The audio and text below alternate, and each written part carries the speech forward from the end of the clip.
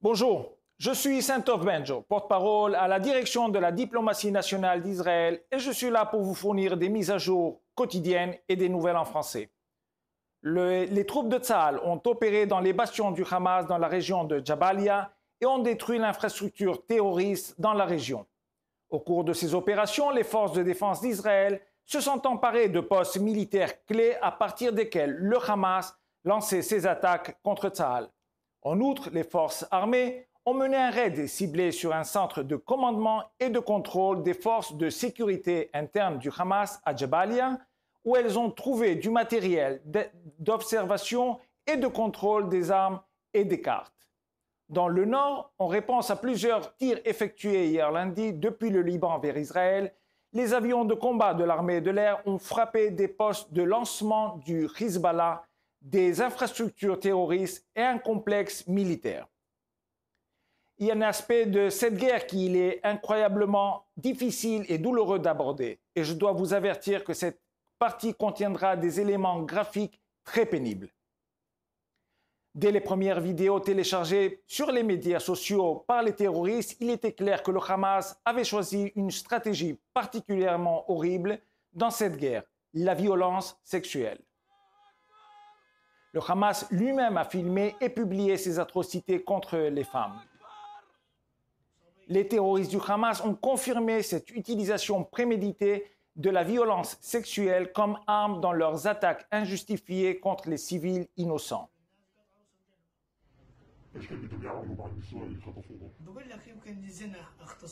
Je vous dis de les prostituer, de les violer, tout ce que vous pouvez leur faire. Le Hamas a violemment torturé des hommes et des femmes, utilisant les actes sexuels comme armes de domination et d'humiliation. Les témoignages des survivants et des professionnels de la santé sont angoissants. Leurs visages étaient déformés de douleur, du sang coulait de partout.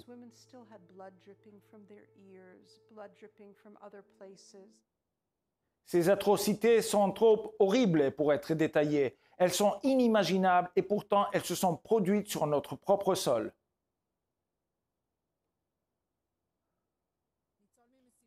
Et malgré cette montagne de preuves et de témoignages, il a fallu près de 2 mois aux Nations Unies pour se pencher sur les horreurs sans pour autant les condamner de manière décisive. Le secrétaire général des Nations Unies, Antonio Guterres, a déclaré «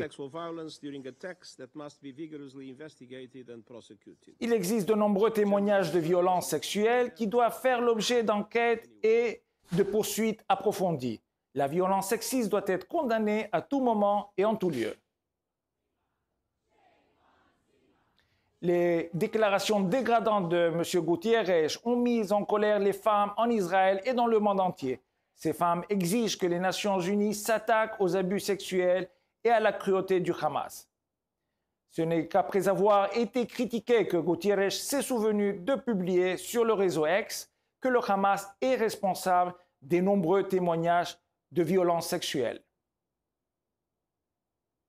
ONU Femmes, l'Organisation des Nations Unies chargée de défendre les droits humains des femmes, a pris encore une fois du temps à réagir. Il y a-t-il une raison, Sarah, pour que vous ne puissiez pas nommer spécifiquement le nom du Hamas? En effet, ONU Femmes soutient toujours les enquêtes indépendantes et impartiales, a répondu Sarah. Il a fallu 8 semaines d'euphémismes évasifs et de langue de bois pour que ONU Femmes publie enfin une condamnation superficielle par tweet. Nous condamnons sans équivoque les attaques brutales du Hamas contre Israël le 7 octobre. Nous sommes alarmés par de nombreux témoignages faisant état d'atrocités sexistes et de violences sexuelles lors des attaques. ONU Femmes semble croire à toutes les femmes, à moins qu'il s'agisse de femmes israéliennes violemment agressées par le Hamas. Dans ce cas, il ne s'agit que de témoignages. Entre-temps, le département d'État américain a expliqué que la raison pour laquelle le Hamas a refusé de libérer des jeunes femmes en captivité dans le cadre des accords sur les otages était la crainte de ce que leur témoignage révélerait. Linora Bergel, ancienne Miss Monde, s'est exprimée à l'ONU et a raconté son expérience en tant que survivante d'un viol, d'un enlèvement et d'une tentative de meurtre.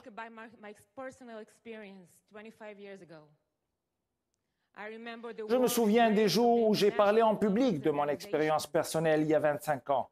Je me souviens de l'accueil chaleureux des organisations internationales de femmes. J'ai senti que j'étais soutenue, que quelqu'un me croyait, que quelqu'un m'écoutait. Ces organisations ont-elles exigé des preuves à l'époque? Ont-elles mis en doute ma version? Ont-elles demandé à mener une enquête approfondie avant de tirer des conclusions hâtives? Non. L'ONU a soutenu Abergel, mais a abandonné ses victimes israéliennes, des femmes, des hommes et des enfants, qui ont été brutalement violés, sodomisés et torturés par le Hamas.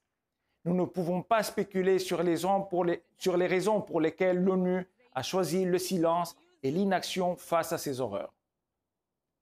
Comme toujours, nous sommes à votre disposition 24 heures sur 24 pour répondre à vos questions aux coordonnées indiquées à l'écran.